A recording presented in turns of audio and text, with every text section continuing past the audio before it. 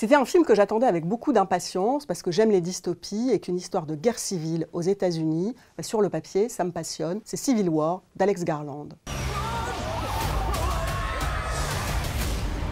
We're moving to DC today. We need to go down there. Western forces will reach the White House on July 4th. Oh my God. Alors Civil War, comme son titre l'indique, raconte une guerre de sécession, une guerre civile. Alors elle est contemporaine, on ne sait pas si c'est dans 2, 3, 5 ans, 10 ans.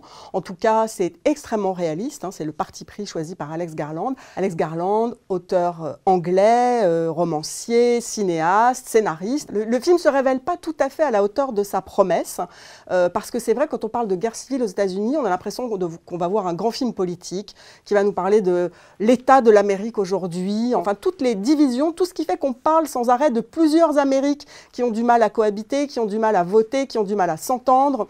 Alors là, le film d'Alex Garland plonge directement dans une guerre civile. On démarre à New York, l'idée c'est d'aller vers Washington DC. À la Maison-Blanche, il y a un président peut-être un peu inspiré de Trump, peut-être pas tant que ça, qui fait bombarder ses citoyens, qui fait flinguer les journalistes à vue.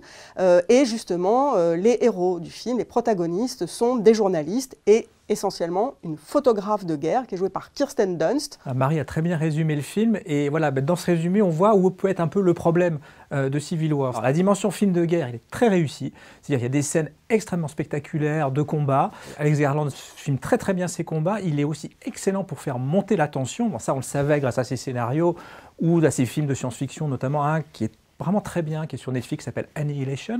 Il est très fort pour ça. Il y a une scène absolument extraordinaire où les photographes de guerre se retrouvent mis en joue par un patriote.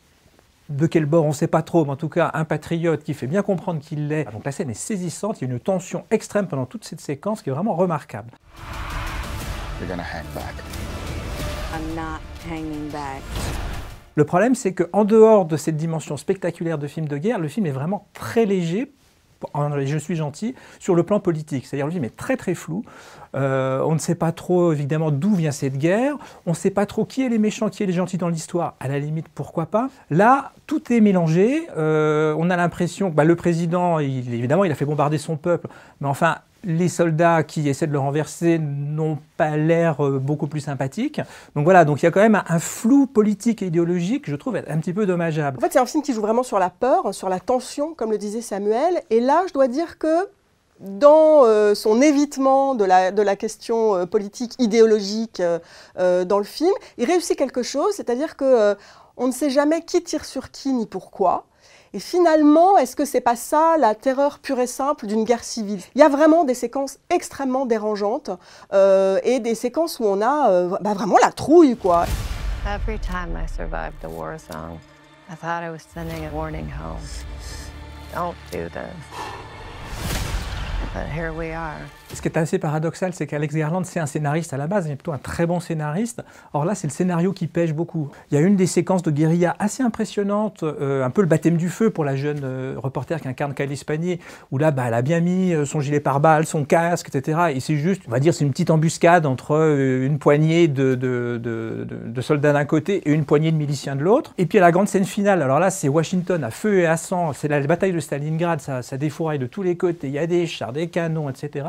Et là, plus de casque, plus de gilet pare-balles, ils se promènent comme ça. Voilà, il y a 2-3 séquences quand même un petit peu étranges. C'est presque la limite du faux raccord qui font que voilà, il y a quand même un petit peu d'abus. Il y a eu beaucoup de moyens pour faire ce film.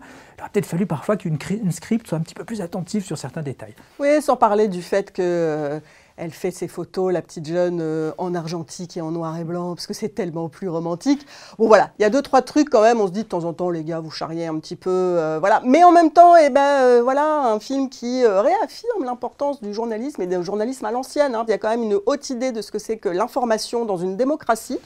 Et je crois que c'est pas du luxe de rappeler ça aux États-Unis aujourd'hui. Civil War, ça aurait pu être bien, c'est plutôt bof. Civil War, allez, c'est bien.